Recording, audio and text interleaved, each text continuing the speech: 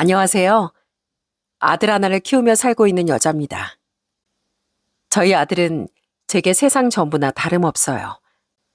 다른 많은 부모님들이 그러하시듯 자식을 낳아보니 정말 자식에겐 제 목숨까지도 일초의 망설임 없이 바칠 수 있겠더라고요. 하지만 안타깝게도 그런 아들을 만나게 해줄 수 있었던 아들의 아빠, 제 남편만은 지금 남보다도 못한 사이가 되었습니다. 한때는 행복했던 제 결혼 생활이 어떻게 산산조각이 났었는지 그 이야기를 지금부터 들려드릴게요. 저희 엄마에겐 오빠가 한 분 계십니다. 외삼촌은 엄마 굉장히 우애가 깊으셨어요. 외숙모도 저보다 2살 많았던 사촌 언니도 참 좋은 사람들이었습니다. 외삼촌은 자신의 가족을 정말 끔찍이 사랑하셨어요. 그런데 외숙모와 언니는 그런 외삼촌을 두고 한 날 한시 하늘로 가버리고 말았죠. 외삼촌과 셋이 가족여행을 가다 교통사고가 났는데 비극적이게도 외삼촌만 그 사고 현장에서 살아남으셨던 거예요. 가족들 다 잡아먹고 내가 살아 무엇하겠어. 난 그냥 내 가족들 따라가련다. 제발 나 좀 내버려둬. 그때가 제가 중학교 2학년 때였어요. 외삼촌은 그때 정말 폐인이 되었을 정도로 극심한 고통을 겪으셨죠. 당시 외삼촌은 작은 회사를 운영하고 계셨는데 그 회사에 생계가 걸린 직원들이 아니었다면 삼촌은 사업이고 뭐고 삶을 포기하셨을 거예요. 그렇게 겨우 죽지 못해 살던 외삼촌을 엄마 아빠는 억지로 집으로 끌고 들어오셨죠. 울어도 가족들 옆에서 울고 곡기를 끊어도 여기서 끊어. 우린 절대 오빠 혼자 못 놔둬. 그때부터 제가 고등학교 2학년이 될 때까지 우리 몇 년 동안 외삼촌과 함께 살았습니다. 엄마, 아빠, 그리고 저와 남동생, 여동생의 노력으로 외삼촌은 점점 생기를 찾아가셨어요. 외삼촌은 그때 저희 가족이 자신을 살린 거라며 두고두고 고마워하셨죠. 다시 저희 집을 나가실 때도 엄마, 아빠는 극구 말리셨는데 외삼촌은 곧 고3이 될 저에게 방해가 된다며 끝내 집을 나가시더군요. 하지만 그 이후에도 우린 외삼촌과 자주 만나며 한 가족처럼 지냈습니다. 시간이 흘러 대학을 졸업하자마자 의류회사에 취업한 전 나이 25에 3살 연상의 남편과 결혼했어요. 아빠가 좋은 회사를 다니신 덕에 나쁘지 않은 형편이었던 저희 집에 비해 시댁은 형편이 좋진 않은 편이었습니다. 그래서 친정에선 5천만 원을 지원해 주셨지만 시댁에선 도움을 주지 못하셨죠. 부모님의 도움은 감사한 게 아니니 상관없었는데 남편은 그 사실을 제게 많이 미안했죠. 그리고 놀랍게도 외삼촌은 제게 무려 3천만 원을 축의금으로 해주셨어요. 삼촌, 300도 아니고 3천이라뇨. 너무 부담스러워요. 다시 돌려드릴게요. 아니야, 그러지 말거라. 알지? 이 삼촌이 네 동생들보다 널 제일 예뻐했던 거. 삼촌은 너도 네 동생들도 항상 내 자식이나 마찬가지라고 생각하면서 살고 있어. 그러니까 그냥 받아주렴. 언젠가 네 언니에게 주려던 결혼자금 혜연이 너랑 네 동생들에게 나눠주는 거야. 삼촌은 그때 사촌 언니를 떠올리셨던 겁니다. 그런 삼촌의 얼굴이 너무 쓸쓸해 보여 차마 더 거절할 수가 없었죠. 저와 남편은 그런 삼촌에게 정말 감사해했어요. 이후 결혼 생활은 즐거웠습니다. 저희 부모님도 동생들도 남편에게 잘해주었고 외삼촌도 남편을 예뻐해 주셨어요. 아무래도 외삼촌이 저희 친정에 자주 오셨으니 남편도 외삼촌을 자주 뵙게 됐었거든요. 그리고 전 시댁 식구와도 잘 지낼 수 있었어요. 솔직히 좀 까칠한 시어머니와는 처음엔 좀 불편했는데요. 제가 결혼한 지 8개월 뒤쯤 시어머니는 병으로 큰 수술을 받고 2달 가까이 입원을 하게 되셨어요. 그때 제가 가족 누구보다 지극정성으로 시어머니를 간병한 뒤론 시어머니는 절 남편보다도 더 예뻐하게 되셨습니다. 내가 원래 말에 가시가 많은 사람인데 그걸 다 이해해주고 나한테 잘하려고 노력해줘서 사실 그동안 속으로 많이 고마워하고 있었다. 고맙다, 아가. 세상에 너 같은 며느리가 또 어디 있겠니? 당시 남편은 회사 일로 출장이 잦을 때였고 시누인 지방에서 회사를 다니고 있었어요. 시아버진 생계 때문에 시어머니와 함께 하시던 장사 쉴 수 없으셨죠. 그래서 당시 회사에 여유가 좀 있었던 제가 한 번씩 휴가를 내며 시어머니의 병원에 제일 자주 갔던 거예요. 그 일로 시아버지도 남편도 시누이마저도 제게 참 고마워했었죠. 남편과 전 하나 있는 아들을 아끼고 사랑하며 화목하게 결혼 생활을 이어나갔습니다. 그런데 남편이 다니던 회사가 저희 아들이 고작 돌이 지났을 때 문을 닫게 됐어요. 문제는 그 뒤 생각보다 남편의 취업이 잘 안 됐다는 겁니다. 다행히 아이 돌이 지나며 제가 복직을 한 상태이긴 했지만 남편은 매일같이 조급해했어요. 아이가 어렸으니까요. 미안해 여보. 애 낳고 1년밖에 못 쉬게 한 것도 미안한데 아예 당신한테 모든 집을 다 떠맡겨버려서 내가 남자로서 너무 한심스럽다. 에이, 요즘 세상에 남자 여자가 어딨어. 걱정하지 말고 당신 취업 준비에만 집중해. 당신이 얼마나 훌륭한 인재인데 그런 당신을 못 알아보는 회사들이 바보인 거야. 전 그런 남편에 위축되는 것이 싫어 열심히 북돋아줬습니다. 열심히 살림을 아끼고 아끼면서요. 남편은 그런 제게 미안해하며 대리운전과 배달 알바, 취업 준비를 병행했죠. 하지만 남편의 재취업은 영 쉽지 않았어요. 그렇게 거의 1년을 고생하던 남편에게 외삼촌은 너무 감사한 제안을 해주셨습니다. 정 갈 곳이 없으면 우리 회사 이력서 한번 넣어보게. 물론 자네 전공이랑은 다른 업계라 신입부터 시작해야겠지만 나름대로 겹치는 부분도 있어서 아예 적응하기 어렵진 않을 걸세. 나도 직원들과 상의를 해본 뒤에 자네 채용 유무를 결정해야겠지만 만약 입사하게 된다면 내가 잘 가르쳐 주겠네. 우리 혜연이 남편인데 내가 도와줘야지. 삼촌은 저희 부모님과 절 봐서 남편에게 기회를 주려고 하신 거예요. 그리고 삼촌이 좋게 봐주신 덕에 남편은 삼촌의 회사에 취업할 수 있었답니다. 감사합니다, 삼촌. 아니, 대표님. 앞으로 정말 열과성을 다해 은혜에 보답하겠습니다. 그래. 앞으로 잘해보세. 평소 저희 외삼촌을 그냥 삼촌이라고 부르던 남편은 그때부터 삼촌을 대표님이라고 깍듯이 불렀습니다. 1년간 너무 많은 마음고생을 했던 남편은 외삼촌에게 정말 감사해했어요. 시부모님은 그 일로 저를 더 많이 예뻐하셨죠. 네가 정말 우리 집안의 복이다 하면서요. 남편은 삼촌 아래서 정말 열심히 일을 배웠습니다. 아무래도 잘 모르는 업무가 많아 남편은 종종 실수를 했었다고 하네요. 근데 그럴 때마다 외삼촌이 실수를 바로잡아주고 정말 잘 가르쳐 주셨다고 하더군요. 감사하게도 외삼촌은 남편이 그 회사에 입사한 지 2년 뒤엔 대리도 승진도 시켜주셨고요. 그런데 대리를 단 지 1년 뒤 남편은 엄청난 실수를 저지르고 말았습니다. 나 진짜 어떡하지 여보? 내가 대체 왜 그랬을까? 귀신에 씌었던 것 같아. 당시 남편은 거래처에 발주 수량을 잘못 보내버렸다더군요. 거래처 업체에 발주 수량을 30개를 넣었어야 했는데 3,000개를 넣어버린 거예요. 심지어 이상하게 생각한 거래처에서 확인 전화를 했는데 하필 그 전화를 또 남편이 받았다고 해요. 그때 남편은 다른 일로 정신 없을 때라 아무 생각 없이 그걸 또 맞다고 대답해버렸다네요. 단가가 컸던 물건이고 심지어 당시 회사의 자금 유통이 원활하지 않은 시기라 다들 합심해서 힘겹게 그 시기를 이겨내고 있었는데 그런 상황이었기에 남편의 실수는 더 결정적이었던 겁니다. 물론 대표님은 제대로 확인조차 하지 않고 승인해준 과장님이랑 부장님한테 더 크게 화를 내셨어. 나 하나의 실수가 아니라면서 말이야. 그건 맞긴 맞는데 어쨌든 나도 원인 제공자잖아. 어떻게 전화를 받았을 때마저 실수할 수가 있지? 그래서 나도 정말 눈물 나게 깨졌어. 이거 정말 큰 건인데 나 이제 어떡하지? 앞으로 과장님, 부장님께도 무엇보다 대표님에게도 미운 털 단단히 박히게 될 거야. 대표님이 날 정말 예뻐해 주셨는데 이제 난 끝났어. 집에 돌아온 남편은 크게 좌절하며 눈물을 쏟아내더군요.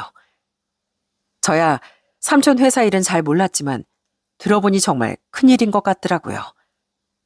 그런데 그날 저녁 외삼촌이 저희 집으로 찾아오셨습니다. 그리곤 잔뜩 위축되어 삼촌을 제대로 쳐다보지도 못하던 남편의 어깨를 두드리며 위로를 해주셨어요. 오늘 마음고생이 심했지? 아닙니다. 제가 실수한 건데요. 물론 사람은 종종 실수할 수 있네. 그걸 방지하기 위해 다시 한번 확인하고 승인해주는 관리자 직급도 있고 대표도 있는 거지. 물론 나야 오더를 내리면 그 업무 처리는 직원들이 해주는 게 맞긴 해. 그러라고 내가 월급을 많이 주는 거니까. 하지만 어쨌든 회사 일을 꼼꼼히 살피지 못한 내 잘못도 크네. 다 내 불찰이네. 나도 미안하네. 아닙니다. 아까부터 자꾸 뭐라 아니라고 해. 됐어. 실수를 크게 한 만큼 크게 혼났고 오늘 어떻게든 수습해보려고 자네도 발바닥에 땀이 나도록 뛰었잖나. 앞으로 같은 실수를 반복하지 않으면 돼. 다 그러면서 경험을 쌓아가는 게지. 자네가 할 일은 계속 위축되어 있는 게 아니라 최대한 이 일을 수습하려는 노력일세. 그러니까 오늘은 술 같은 거 마시지 말고 푹 자. 그럼 나 가네. 혜연아, 삼촌 간다. 최서방 잘 위로해줘. 삼촌은 남편이 걱정되어 찾아오셨던 겁니다. 남편은 그런 삼촌에게 감사하다며 눈물을 뚝뚝 흘렸죠. 이후 다행히 남편의 실수는 원만히 해결되었다더군요. 오래 거래하던 사이니 거래처도 삼촌의 회사 사정을 봐주어 일부만 납품 처리를 하고 나머진 주문 취소 처리를 해주었다고 하더라고요. 그래도 삼촌 회사에선 많은 재고를 떠안아야 했지만 그것도 조금의 무리를 감수하고 잘 해결되었다고 해요. 이후 서서히 회사의 자금 사정도 제자리를 찾아가며 다시 삼촌의 회사는 안정이 되었죠. 남편은 자신의 실수를 너그럽게 용서해준 삼촌에게 고마워하며 회사 생활을 더 열심히 해나갔어요. 그리고 남편은 그런 노력 끝에 30대 후반엔 가장을 달았습니다. 남편의 승진 축하를 위해 친정 식구들과 외삼촌은 모두 친정에 모였어요. 당시 동생들도 모두 결혼했을 때라 올케도 제부도 모두 남편의 승진을 축하해 주었죠.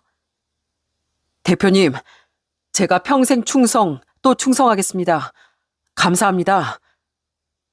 외삼촌은 남편에게 대표가 아닌 가족으로서의 축하 선물로 고급 양주까지 주시더군요.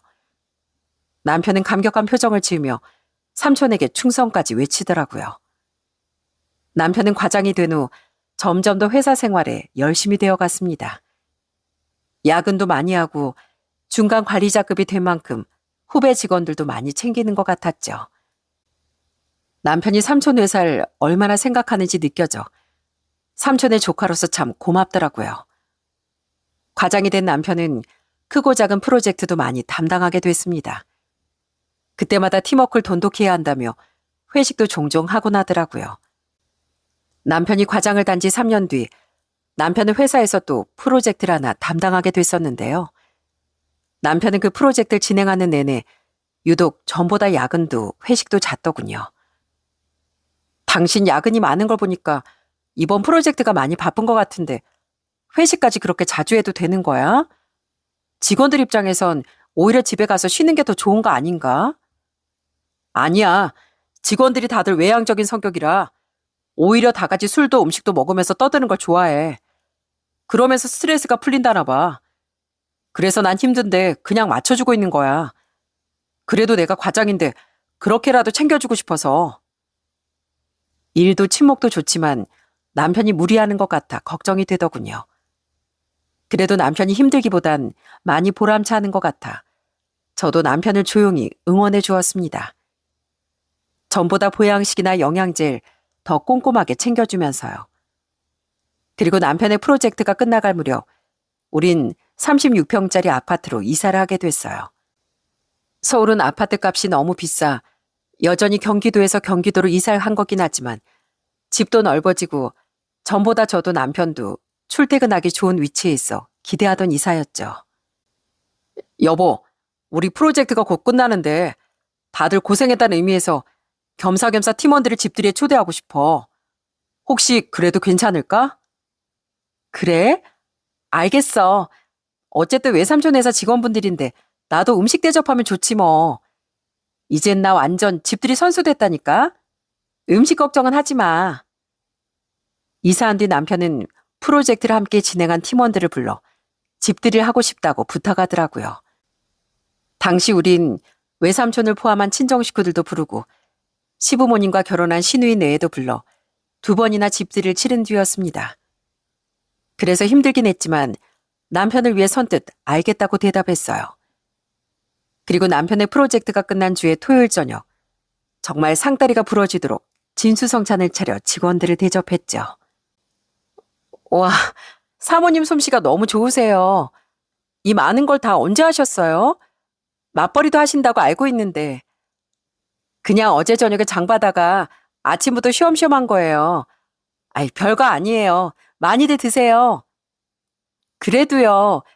전 나중에 결혼하면 이렇게까지 못할 것 같은데 집도 너무 깔끔하고 대단하세요. 사모님, 너무 맛있는데 이거 냉차 한 접시 더 먹어도 될까요? 아유, 네, 그럼요. 많이 해놨으니까 얼마든지 드세요. 술도 좋은 술로 많이 사다 놨어요. 고생하신 만큼 좋은 술로 회포 푸셔야죠. 앞으로 저희 남편 잘 부탁드려요. 아, 저희 외삼촌도요. 집들이에 방문한 직원들은 남자 셋, 여자 둘로 모두 20대 후반에서 30대 중반으로 보이는 젊은 사람들이었어요. 고맙게도 직원들은 제 음식을 먹으며 칭찬 일색이었고요. 특히 한 여직원이 제가 직접 한 집 인테리어도 칭찬하는 등 절 너무 추켜 세워주더라고요. 민망하긴 했지만 어쨌든 너무 뿌듯했죠. 어차피 남편이 회사 대표인 외삼촌의 조카 사이인 건 직원들도 다 알고 있었기에 전 겸사겸사 저희 외삼촌도 잘 부탁했습니다. 직원들의 말을 들어보니 외삼촌이 회사에서 남편을 많이 아끼시나 보더라고요. 대표님은 티를 안 내려고 노력하시는데 그래도 지나갈 때마다 과장님 어깨만 툭툭 치면서 응원해 주시고 대표님도 모르게 과장님을 더 신경 쓰신다는 게 다 느껴져요. 물론 대표님은 공정한 분이지만 다들 은근히 과장님이 실세라고 생각한다니까요. 아유, 다들 그런 소리 하지 마. 나 욕먹어. 가족은 가족이고 회사는 회사지. 그리고 따지고 보면 대표님은 날 예뻐하시기보단 우리 집사람을 예뻐하시는 거야. 우리 집사람이 대표님의 딸이나 마찬가지거든. 직원들의 이야기에 남편은 민망한 듯 말했지만 입은 귀에 걸려 있더라고요. 삼촌이 자신을 예뻐해 주시는 일이 남편도 좋았던 거죠. 남편이 회사 생활을 잘하고 있는 것 같아 삼촌에게도 다시 한번 감사하더라고요. 사모님, 음식이 너무 맛있네요. 감사히 잘 먹었습니다. 빈 접시는 어디 놔야 할까요?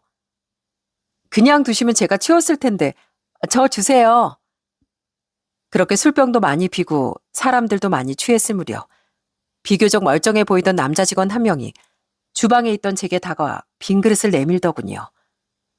그런데 그릇을 건네주던 직원의 표정이 어딘가 의미심장해 보이더라고요.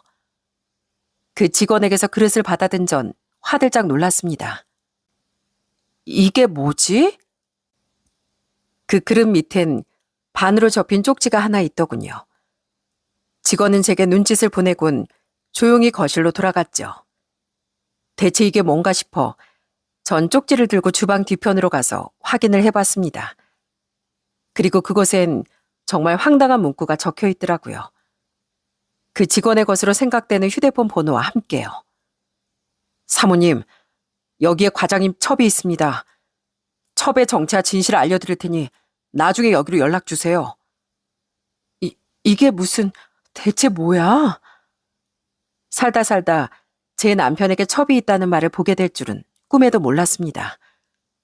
너무 황당해서 심장이 쿵쾅거렸죠. 전 우선 조용히 그 쪽지를 주머니에 넣고 다시 거실로 나왔어요.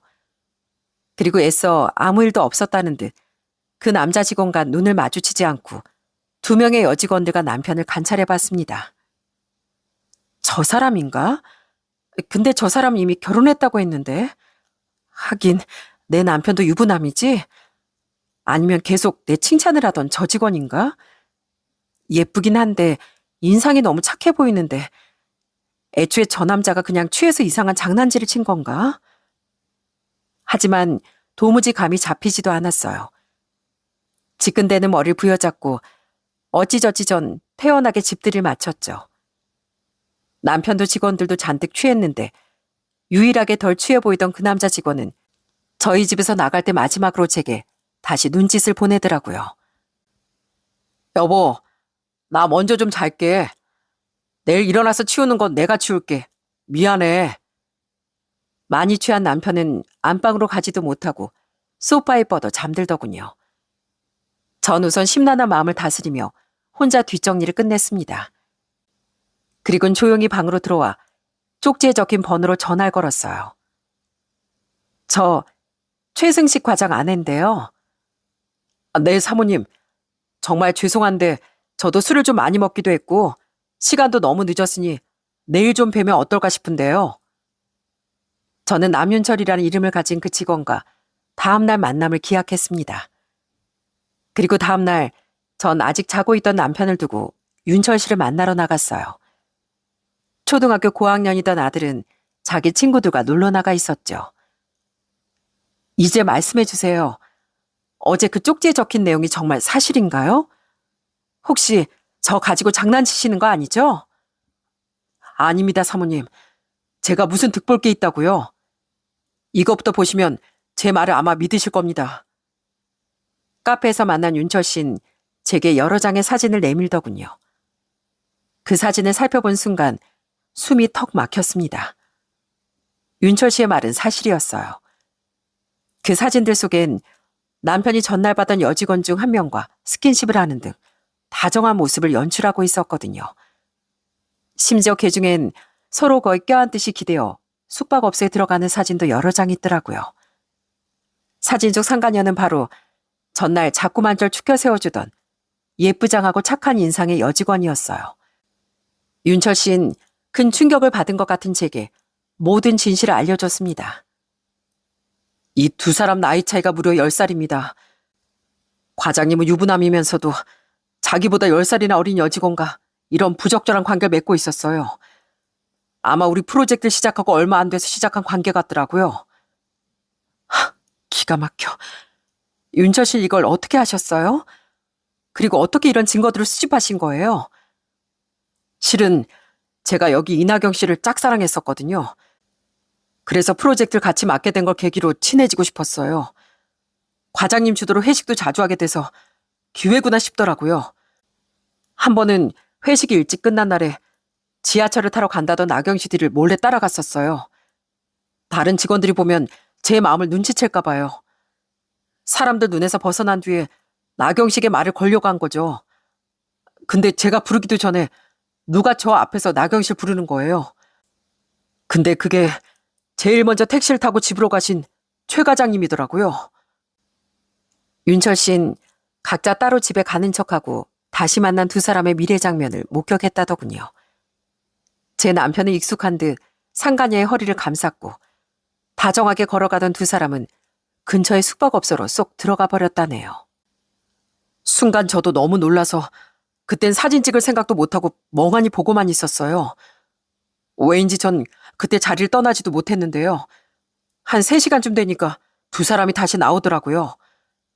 그리곤 서로 택시를 타고 헤어질 때까지 떨어지질 않는데 정말 역겨웠어요. 사모님 덕에 대표님 총애를 듬뿍 받고 있으면서도 미혼인 여직원을 꼬여낸 과장님이나 세상 착한 줄 알았는데 알고 보니 유부남을 꼬시고 다녔던 나경 씨나 정말 징그럽더라고요.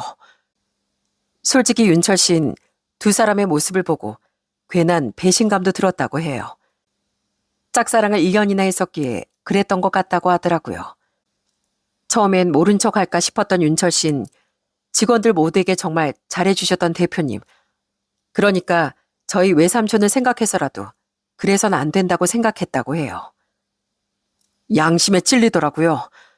그래서 그 더러운 두 사람의 관계를 만천하에 까발리려고 뒤를 밟으면서 증거를 모았던 거예요.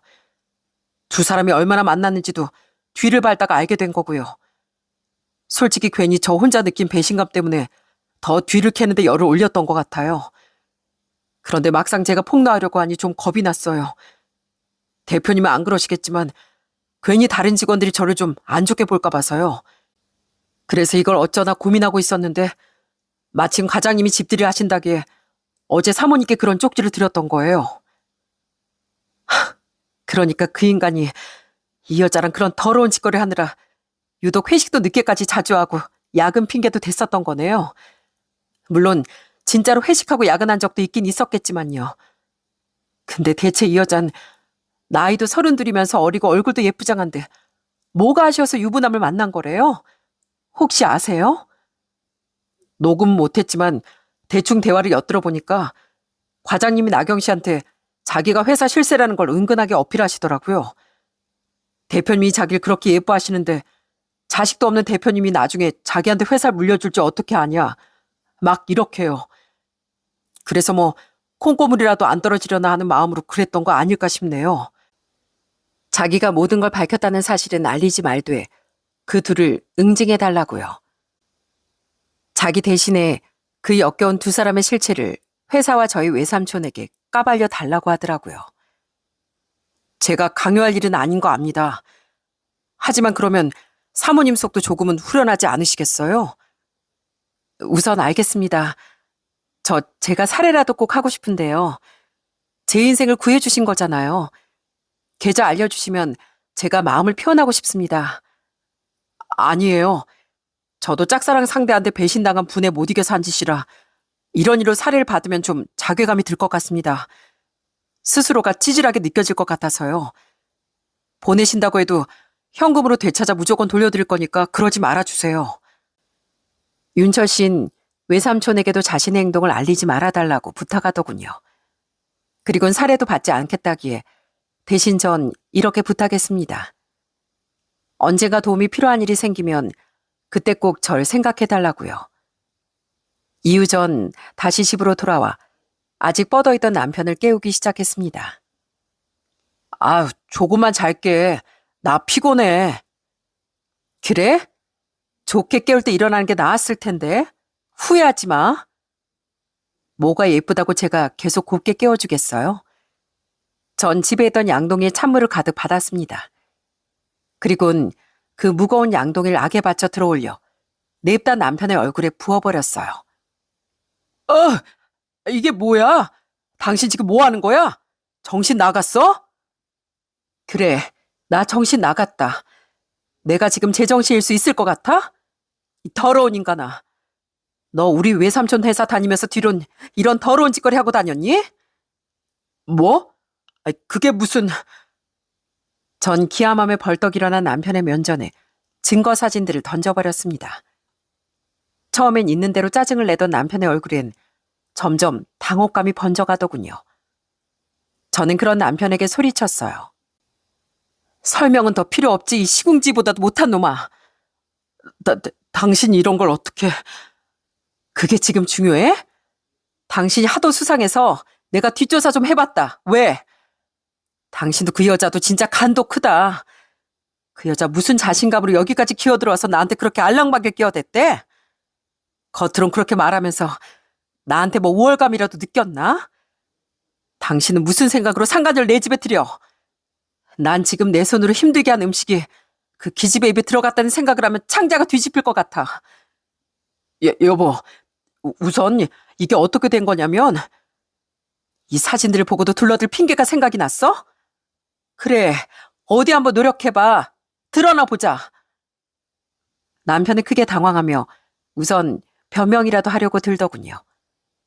그래서 판을 깔아줬더니 역시나 우물쭈물만 하다 결국 아무 말도 못하더라고요. 그리고 남편은 바닥에 무릎을 꿇곤 싹싹 빌기 시작했어요. 여보, 내가 다 잘못했어. 내가 주위에서 다 내가 실세다, 최고다 해주고 대표님도 날 너무 예뻐해 주시니까 잠깐 돌았었나 봐. 내가 먼저 접근한 거 아니야. 이 여자가 나한테 먼저 접근한 거야. 물론 바로 내가 거절했어 했는데 당신이랑 산 지도 오래됐다 보니까 나도 모르게 그만 잠깐 혹해서 마음까지 준 건 아니야. 정말이야. 나한텐 당신이랑 우리 아들밖에 없는 거 잘 알잖아. 우리가 살아봐야 20년을 살았어. 30년을 살았어. 설사 그렇다고 해도 그게 변명이 될 거라고 생각해? 그 기집애가 먼저였든 당신이 먼저였든 나한테 상관없어. 중요한 건 당신이 날 배신했다는 거야. 그것도 당신한테 그렇게 잘해준 우리 삼촌 회사에서. 당신은 은혜도 모르고 우리 삼촌 회사 물을 흐려놓은 거라고. 알아. 내가 다 잘못했어, 여보.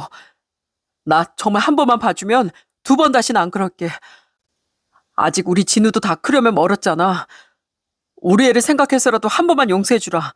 어? 나 원래는 당신한테 참 잘했잖아. 당신만 잘했어? 나도 잘했어. 부부 사이에 서로 잘하려고 애쓰는 건 당연한 건데 그딴 걸 지금 생색이라고 내니? 이미 우리 사이 신뢰는 깨졌고 부모가 불행하면 아이도 불행해지는 법이야. 여보, 제발 이혼만은 제발. 이런 더러운 짓을 시작했을 땐 당연히 이혼도 각오했어야지. 이 집에 내 지분이 더 많은 거 알지? 애초에 시집 올 때 부모님이랑 외삼촌이 도와주신 거에 내가 모아둔 돈까지 나 거의 1억 가지고 왔어. 당신은 딱 3천 가지고 왔지? 게다가 당신이 실직해 있는 동안 나 혼자 외벌이 했던 거, 내가 내 용돈으로 한 주식으로 벌어서 이사할 때 집값에 보탰던 4천만 원, 이거 다 하면 대출 껴서 산 이 집은 당연히 내 차지인 것 같거든. 재산 분할이야 나중에 변호사랑 상담한 뒤에 협의하면 될 일이니까 우선 이 집에서 당장 나가. 그 기집애 집으로 가든 당신 부모님 집으로 가든 그건 알아서 하고. 알았어? 남편을 싹싹 빌었지만 전 절대 용서해줄 생각이 없었어요. 용서하는 순간 제 팔자를 꼬는 짓인데 제가 왜 그러겠어요? 하지만 남편은 끝까지 집에서 나가지 않고 제 눈치를 보며 버티다 다음날 슬그머니 출근까지 하더군요. 여보, 우선 머리 좀 식히고 다시 얘기하자. 내가 정말 미안하고 사랑해. 하는 쪽지를 방문 틈으로 쏙 넣어둔 채로요. 전 그 쪽지를 바로 쫙쫙 찢어서 버려버렸죠. 미리 회사에 휴가를 냈던 전 아들을 학교에 보낸 뒤 외삼촌의 회사로 향했습니다. 남편과 상간녀를 제대로 망신 주기 위해서요. 윤철 씨 부탁도 있었지만 너무 분해서 저도 가만히 못 있겠더라고요. 어? 여보, 여기까지 어떻게... 어? 사모님, 안녕하세요? 삼촌의 회사에 굳이 제가 갈 일은 없었으니 절 아는 직원들도 없었지만 그래도 집들이 때 봤던 직원들이 절 알아보고 인사를 해주더라고요. 윤철 씨는 절 보곤 굳은 표정으로 목례를 했죠. 그리고 절 발견한 남편은 완전히 얼굴이 흑빛이 됐더라고요. 여보, 당신이 왜 왔는지는 알겠는데 우선 나가자. 어? 우선 나가서 얘기해. 이것 놔. 아니, 혜연아. 이 삼촌 회사까지는 어쩐 일이야. 근데 2사람 분위기가 왜 이래? 그때 대표실에서 나오던 외삼촌이 절 보고 반갑게 인사하시더군요. 전 멀찌감치 떨어진 자리에서 절 보고 남편에게 이미 무슨 얘기를 들은 듯 얼굴이 사색이 되어 있던 상간녀에게 다가가고 있었고요. 저는 화난 표정의 저와 절 말리던 남편을 의아하게 바라보던 삼촌에게 말했습니다. 삼촌, 제가 삼촌 회사에 무리를 일으키긴 정말 싫었는데요. 너무 분해서 저 딱 한 번만 삼촌한테 폐 좀 끼칠게요. 정말 죄송해요. 뭐? 아니 무슨 일인데? 저는 남편의 팔을 뿌리치곤 삼촌의 말도 뒤로 한 채 상간녀에게 돌진했습니다.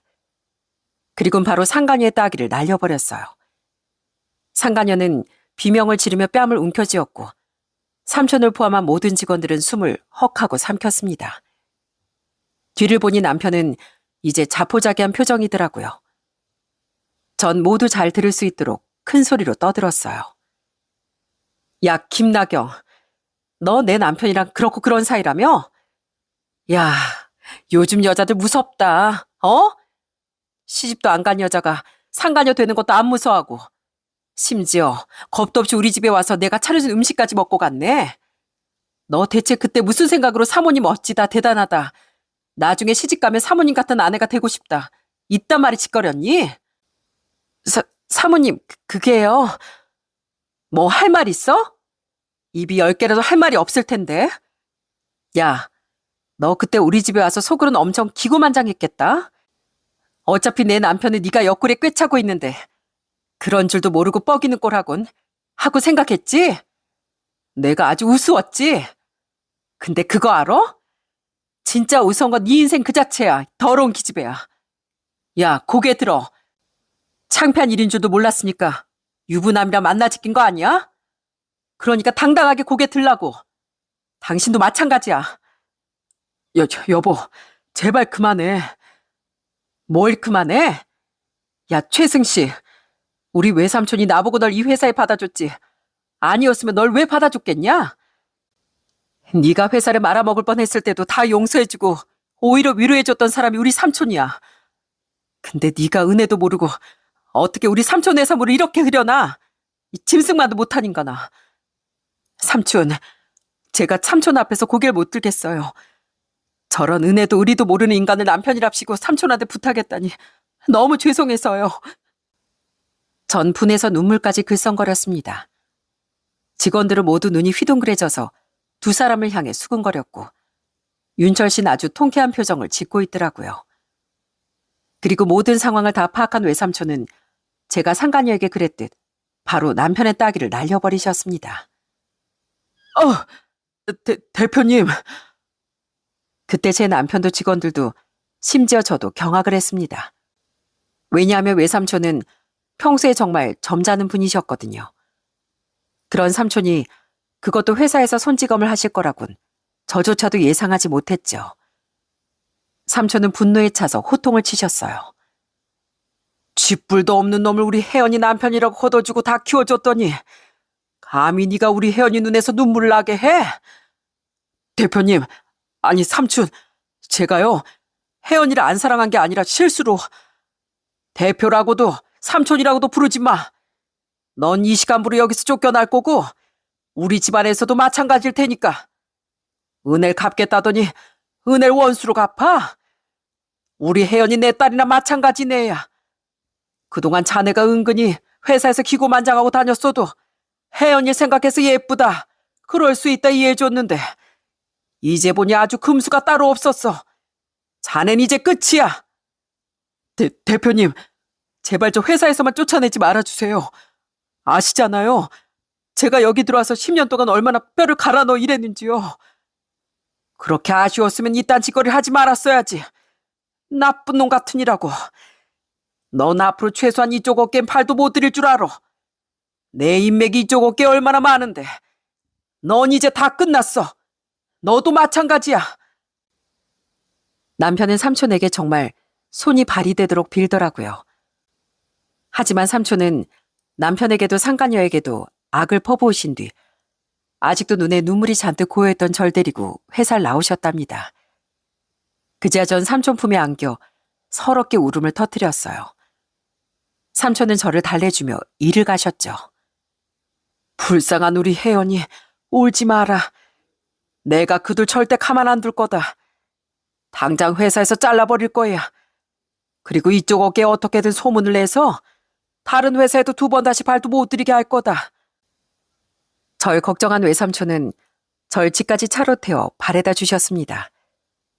저는 남편이 집에 들어오기 전 미리 불렀던 용달업체를 통해 남편의 짐을 싹 다 시댁으로 보내버렸어요. 당연히 시댁에선 이게 무슨 일인가 싶어 제게 전화를 걸었죠. 그때 전 시어머니에게 모든 사실을 폭로해버렸습니다. 죄송한데 어머님, 전 그 인간 절대 용서 못해요.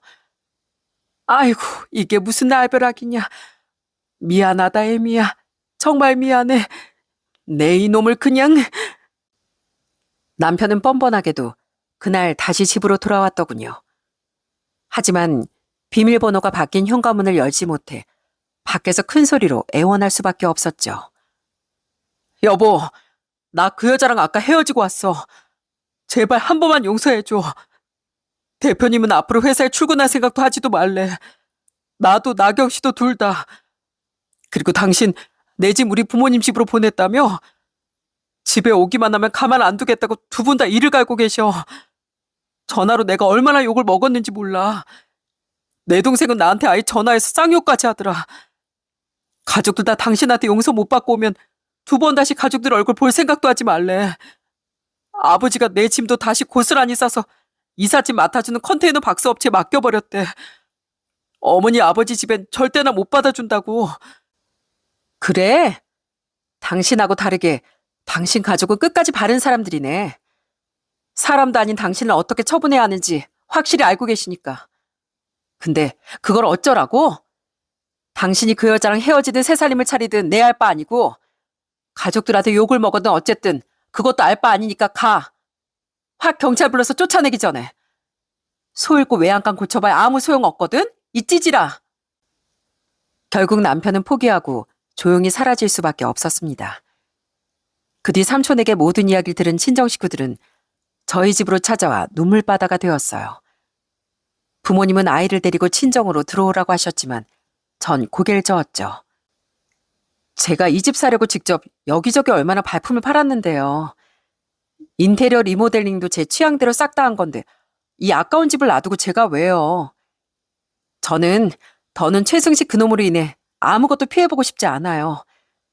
어차피 여기 계속 산데도 이사 온 지 얼마 안 돼서 그놈 생각이 날 일도 없고요. 그놈으로 인해 피해본 건 지금까지 제 인생만으로도 충분해요. 엄마, 아빠, 저 진짜 괜찮아요. 이미 울기도 실컷 울었고 울분도 다 토해냈으니까요. 그리고 앞으로는 우리 아들을 위해서 저 더 강해질 거예요. 이후 남편과 상간녀는 끝내 외삼촌 회사에서 쫓겨났다고 합니다. 변호사 선임의 이혼 준비를 하며 알게 된 건데 시댁에도 못 들어가게 된 남편이 어디로 갔는지 아시나요? 바로 상간녀의 자취방으로 들어갔다네요. 헤어졌다더니 아주 웃긴 놈이었죠.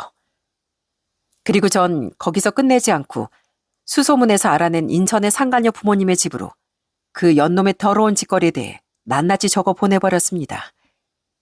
차마 죄도 없는 어른들이 너무 충격을 받을까 싶어 사진까진 보내지 않았지만요. 어차피 진실이야 상간녀 입을 통해 들으면 될 테니까요. 그러자 상간녀 남편과 함께 저희 집 앞에 찾아와 난리를 치더라고요. 야, 진짜 해도 해도 너무하잖아. 그쪽 때문에 우리 부모님 완전 뒤집어지셨다고. 우리 부모님은 무슨 죄라고 그 충격을 준 거야?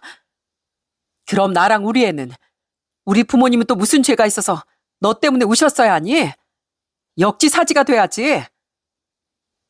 진짜 짜증나. 우리 아빠가 얼마나 엄하신 줄 알아? 우리 집까지 찾아와서 내 머리카락 이렇게 다 잘라버렸다고. 집안에 수치라면서 집 근처에 얼씬도 하지 말라셨어. 회사도 잘리고 이게 무슨 꼴이야 대체. 야 최승씨, 넌 꽂아놓은 보리자루니? 왜 아무 말도 못해? 상간녀 모자를 벗어 완전히 쥐가 파먹은 것처럼 망가진 자신의 머리카락을 보여주더라고요. 남편은 쭈구리처럼 상간녀 옆에 서서 고개를 푹 숙이고 있었고요. 그리곤 상간녀가 자신에게 윽박지르자 우물쭈물거렸죠. 내가 무슨 할 말이 있겠어. 여기서 네 편을 들어주는 것도 웃기잖아. 하도 같이 오재서 오긴 왔는데. 상간녀는 그 찌질의 정강일 발로 걷어차더라고요. 그리곤 이렇게 소리친 뒤 씩씩대며 가버리더군요. 뭐 이런 등신이 다 있어? 너 때문에 내 인생 다 망했어. 붙어있으면 내 인생도 좀 필 줄 알았더니 완전히 다 똥 밟았다고. 이제 넌 끈떨어진 년이고 아무짝에도 쓸모없으니까 내 집에서 당장 나가. 저는 한쪽 발로 깽깽이 뜀박질하던 남편을 한번 비웃어주곤 집으로 들어와 버렸네요. 아주 통쾌한 구경이었죠. 그 뒤 남편이 상간녀 집에서 쫓겨났는지 어쨌는지 모르겠지만 어쨌든 전 소송에서 이겨 이혼을 하고 양육권도 가져왔습니다. 전 남편이 무직이 됐음을 내세워 법정 싸움 끝에 아이의 양육비도 일시불로 지급받을 수 있었죠.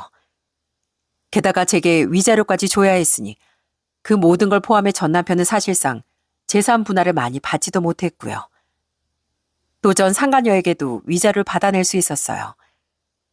마지막으로 시부모님과 시누인 제게 전화해 엉엉 울며 오래도록 사과를 해주었습니다. 그렇게 전 정든 시댁 식구들과 아쉬움을 뒤로하고 작별을 했죠. 마지막으로 전 여전히 외삼촌의 회사에 잘 다니고 있던 윤철 씨에게 연락해 물었어요. 정말 살해 안 받으실 거예요? 그리고 제가 저희 삼촌한테 윤철 씨 덕분에 모든 걸 알았다고 말씀드리고 싶은데 정말 그것도 싫으세요? 네, 둘 다 거절하겠습니다. 제 찌질했던 짝사랑이 엉망진창의 끝이었으니 그냥 통기함을 느낀 걸로 마무리하고 싶네요. 그리고 저 곧 부모님 집으로 내려가면서 이직할 것 같습니다. 그러니 이번 일은 그냥 추억으로 묻고 혹시라도 정말 도움이 필요한 일이 생기면 그땐 사모님을 먼저 떠올릴게요. 앞으로 행복하게 사세요, 사모님. 그렇게 윤철 씨는 끝까지 제 살을 받지 않더라고요. 이후 윤철 씨는 정말 자신의 고향으로 내려가며 회사를 그만뒀어요. 전 언젠간 그런 윤철 씨에게 제가 보답을 할 수 있는 날이 오길 진심으로 바랬죠. 이후 친정 식구들과 외삼촌의 관심과 위로를 받으며 전 이혼으로 인한 상처를 치유하며 살았습니다. 가장 걱정은 갑작스러운 부모의 이혼을 당면한 아이였는데 다행히 아이는 상황을 잘 받아들이고 이해해 주었어요. 혹시 몰라 상담센터 선생님의 도움을 받아 부모의 이혼에 대해 설명했는데 그게 큰 도움이 됐던 것 같더라고요. 그렇게 시간이 조금 흐른 지금 전 아이와 그 집에서 여전히 잘 지내고 있어요. 외삼촌의 회사는 그 두 연놈 없이도 잘 운영되고 있고 큰 사이가 빠진 제 친정도 아무 문제 없이 평화로운 요즘이랍니다. 이후 상간녀의 소식은 제가 알 길이 없었지만 어쨌든 전 남편은 상간녀에게 뻥 차였습니다. 너무 싫었지만 면접 교섭권 때문에 전 한 번씩 전 남편에게 아이를 보여줘야 했는데 커리어를 쌓아왔던 원래 업계엔 삼촌의 영향으로 발을 다시 들이지 못했던 전 남편은 지금 작은 공장의 생산직에 몸을 담고 있답니다. 전 남편은 아직도 자기 가족들에게 외면받고 있는 모양인데 아주 꼴좋게 됐다고 생각합니다. 그리고 전 남편은 자꾸 아이를 통해 아빠가 후회한다는 말을 엄마에게 전해달라고 하고 있는 모양이에요. 그래서 전 얼마 전엔 전 남편에게 이런 문자를 적어 보냈답니다. 목소리도 듣기 싫어서 문자로 보내. 자꾸 뒤늦은 밀어 내비치면서 애 혼란스럽게 하지 마. 애 정서에 자꾸 악영향 끼치면 앞으로 애도 못 보고 살 줄 알아. 그 비루한 양심이 난 털이나 뽑고 주제 넘은 생각 버려. 좋은 말 할 때. 그 경고가 먹혔는지 지난번 아이를 만났을 때 전 남편은 아무 말도 하지 않은 것 같더라고요. 제가 앞으로 바라는 건 하나입니다. 저희 아들이 불안정한 가정환경 때문에 나쁜 영향을 받지 않고 부모가 이혼했음에도 불구하고 몸도 마음도 건강하게 잘 자라주는 것 말이죠. 그 하나를 위해 전 재혼은 생각도 하지 않고 아들 하나만 바라보며 굳세게 살아갈 생각이에요. 그리고 어쨌든 그런 소중한 우리 아들의 아빠이니 전 남편도 부디 앞으로는 부끄럽지 않은 인생을 살아가길 빌어주려고 해요. 바르게 살려면 성공과 재물을 경계하라는 말이 있습니다.